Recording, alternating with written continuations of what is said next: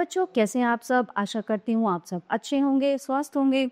स्वागत है आपका इस कक्षा में। आइए आज हम पढ़ते हैं हिंदी का पाठ 3, कैसे बनी बाघ की धारी। हजारों साल पहले बाघ के शरीर पर धारियां नहीं होती थी। बाघ बहुत तेज भागने वाला एक सुंदर जानवर था।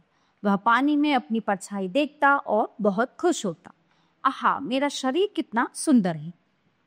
बाघ से सभी जानवर डरते थे क्योंकि वह बहुत खूंखार था। लेकिन नदी पर जब एक बैल पानी पीने आता तो बाघ उससे बहुत डरता था। उसका भारी भरकम शरीर और लंबे लंबे सींग देखकर बाघ मन ही मन बहुत घबराता। एक दिन बाघ ने देखा कि एक आदमी ने बैल को हल में जोत रखा था और वह एक चाबुक से उसे हाँक रहा। अरे, इतना मजबूत जानवर को एक कमजोर आदमी ने गुलाम बना रखा है। मैं तो इससे बेकार ही डरता था। दूसरे दिन नदी पर। अरे, तुम उस कमजोर आदमी से इतना क्यों डरते हो?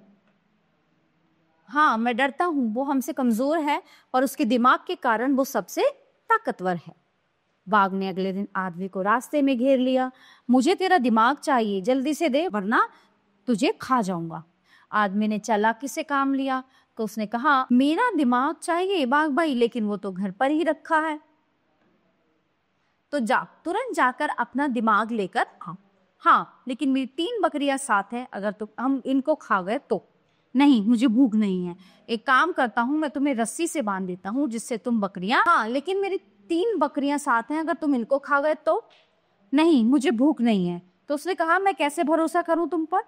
एक काम करता हूँ, मैं तुम्हें रस्सी से बांध देता हूँ जिससे तुम बकरियां ना खा सको।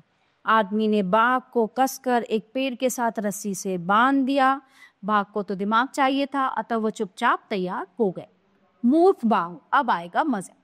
आदमी को गए 2-3 दिन बीत गए, वह वापस ही नहीं लौटा। बाघ का भूख और प्यास से बुरा हाल था।